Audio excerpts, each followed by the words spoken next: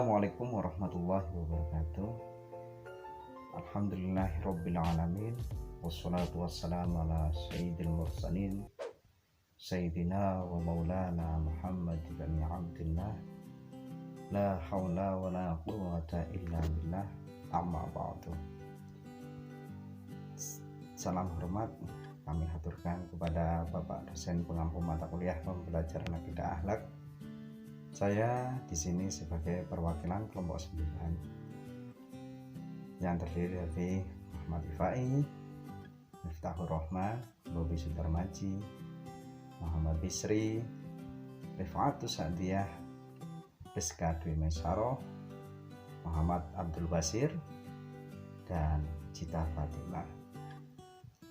Kali ini kami akan mempresentasikan pembelajaran akidah akhlak di madrasah. Berikut videonya. Pengertian pembelajaran akidah akhlak. Pembelajaran akidah akhlak adalah upaya sadar dan terencana dalam menyiapkan peserta didik untuk mengenal, memahami, menghayati, dan mengimani Allah dan merealisasikannya dalam perilaku akhlak mulia dalam kehidupan sehari-hari melalui kegiatan bimbingan, pengajaran, latihan, penggunaan pengalaman, keteladanan, dan pembiasaan.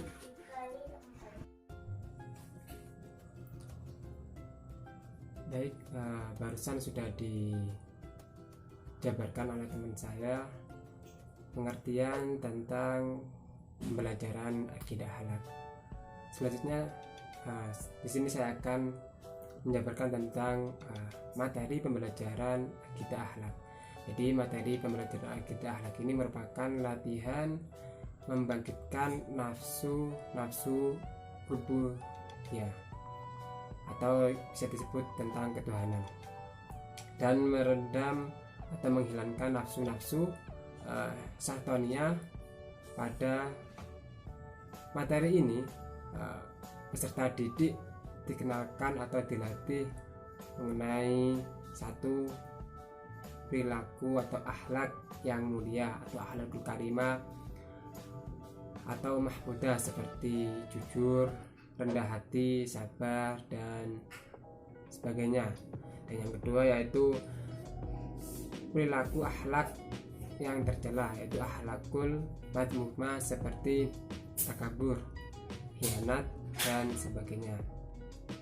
Jadi di materi ini, di materi akhlak akidah akhlak, terdapat dua perilaku akhlak yang bisa dikenalkan kepada atau dilatih kepada peserta didik, yang mana diharapkan nantinya peserta didik memiliki perilaku akhlak yang mulia dan menjauhi atau meninggalkan perilaku akhlak yang tercela. Mungkin itu saja.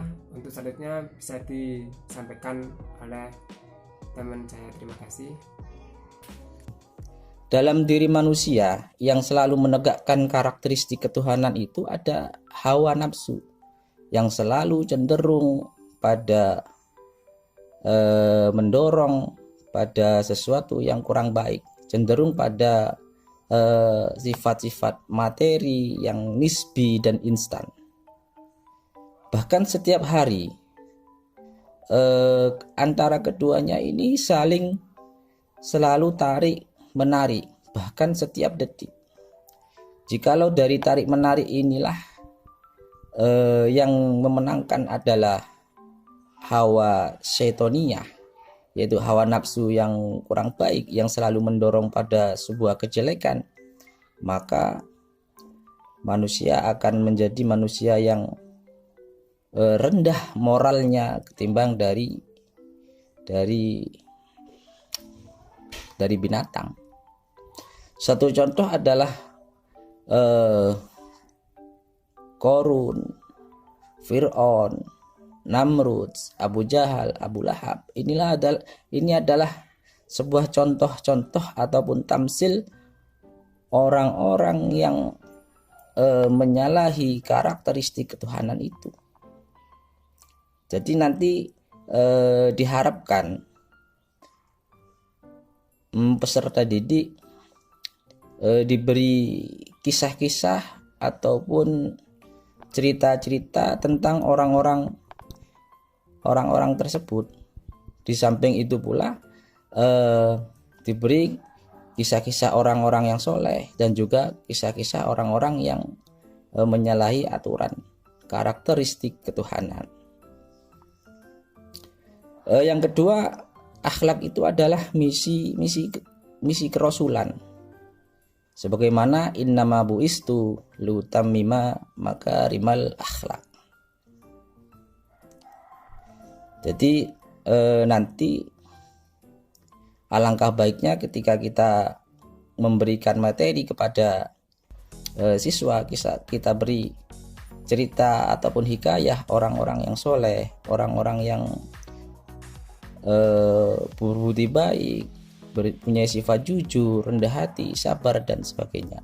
Di samping itulah kita beri perbandingan orang-orang yang mempunyai akhlak yang tercela, akhlak yang madmumah, seperti kisah Qarun, kisah Fir'aun, Namrud, Abu Jahal, Abu Lahab, dan contoh-contoh tokoh ataupun lainnya. Diharapkan setelah memberikan materi tersebut, para peserta didik itu dapat melakukan sesuatu akhlak yang mulia dan akhlak yang terpuji, seperti sifat sabar, rendah hati, dan lain sebagainya.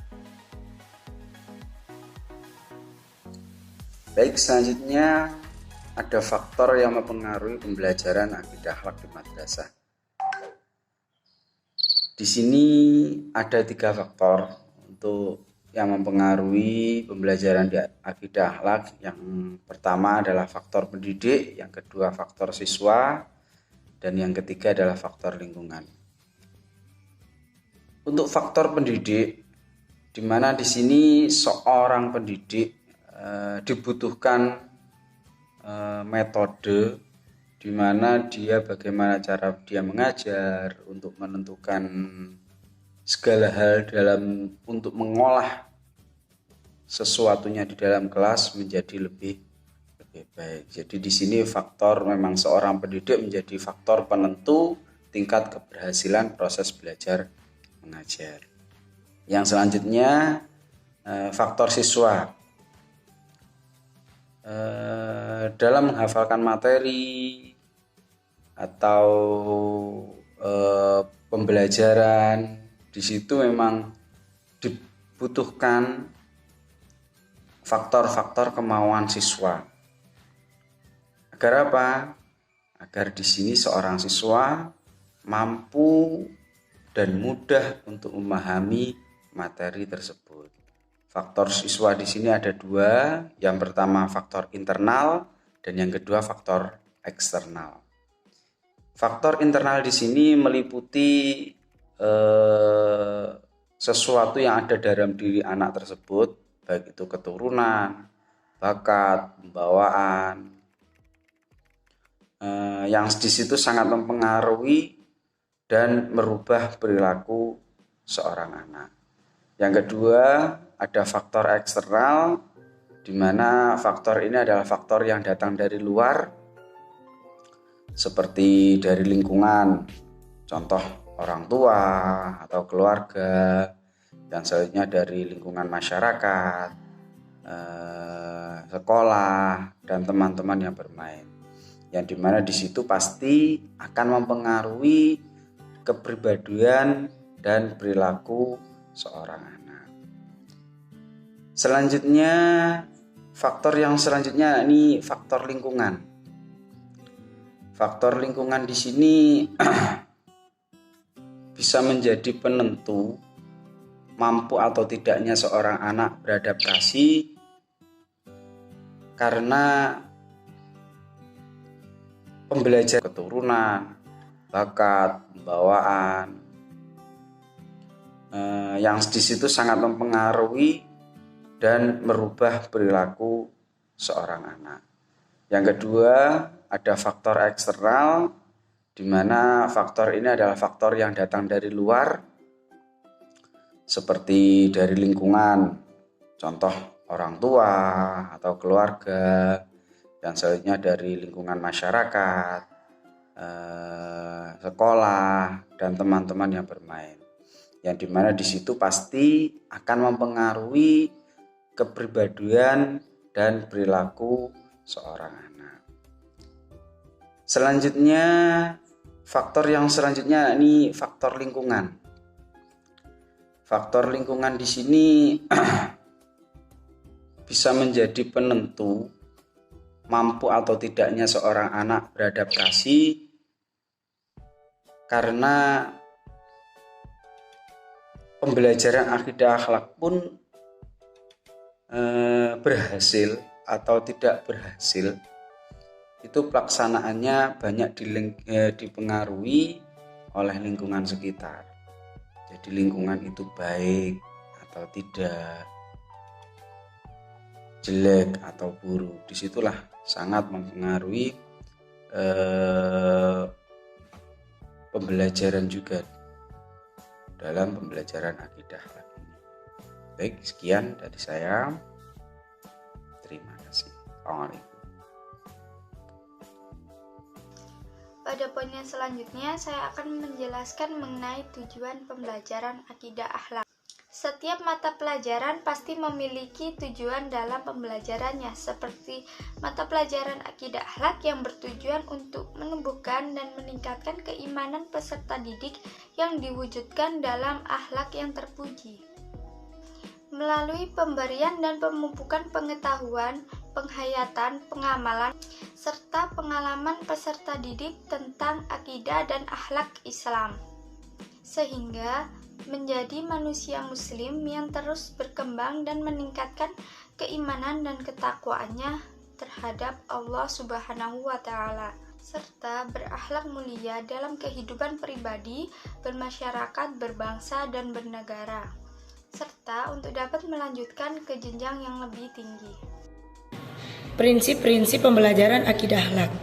Yang pertama yaitu prinsip siswa aktif. Aktif di sini yang dimaksud yaitu ketika dalam pembelajaran akidah akhlak, guru harus menciptakan suasana yang sedemikian rupa agar supaya siswanya dapat aktif dalam tanya jawab, ya, saling tanya menanya, dan mengemukakan gagasan belajar memang merupakan suatu proses aktif dari si pembelajar dalam membangun pengetahuannya. Bukan hanya proses pasif, murid hanya menerima ceramah dari guru saja. Nah, yang nomor 2 yaitu prinsip motivasi. Tujuan dalam belajar akidah akhlak diperlukan untuk proses yang terarah. Motivasi adalah suatu kondisi dari pelajar untuk memprakarsai kegiatan, mengatur arah kegiatan itu, dan memelihara kesungguhan. Nah, jadi seorang guru itu harus bisa memotivasi siswanya. Prinsip selanjutnya yaitu prinsip motivasi atau motivation. Tujuan dalam belajar akidah akhlak diperlukan untuk suatu proses yang terarah. Motivasi adalah suatu kondisi dari pelajar untuk memprakarsai kegiatan, mengatur arah kegiatan itu, dan memelihara kesungguhan. Prinsip selanjutnya yaitu prinsip perbedaan individu. Proses belajar akidah akhlak bercorak ragam bagi setiap orang. Proses pengajaran seyogyanya memperhatikan perbedaan individual dalam kelas sehingga dapat memberi kemudahan mencapai tujuan belajar yang setinggi-tingginya. Selanjutnya, prinsip kesiapan atau readiness. Proses belajar akidah akhlak dipengaruhi kesiapan murid. Yang dimaksud dengan kesiapan atau readiness ialah kondisi individu yang memungkinkan ia dapat belajar. Selanjutnya, prinsip tujuan. Tujuan akidah akhlak harus tergambar jelas dalam pikiran dan diterima oleh pembelajar yang saat proses belajar terjadi. Tujuan ialah sasaran khusus yang hendak dicapai oleh seseorang. Selanjutnya, prinsip belajar kognitif. Belajar kognitif melibatkan proses pengenalan dan penemuan. Belajar kognitif mencakup asosiasi antar unsur, pembentukan konsep, penemuan masalah, dan keterampilan memecahkan masalah yang selanjutnya membentuk perilaku baru, berpikir, menalar, menilai, dan berimajinasi merupakan aktivitas mental yang berkaitan dengan proses belajar kognitif. Selanjutnya, proses belajar psikomotor. Proses belajar psikomotor individu merupakan bagaimana ia mampu mengendalikan aktivitas raganya. Belajar psikomotor mengandung aspek mental dan fisik. Prinsip belajar aktif. Yang terakhir, prinsip belajar aktif. Proses belajar aktif seseorang menentukan bagaimana ia menghubungkan dirinya dengan pengalaman baru.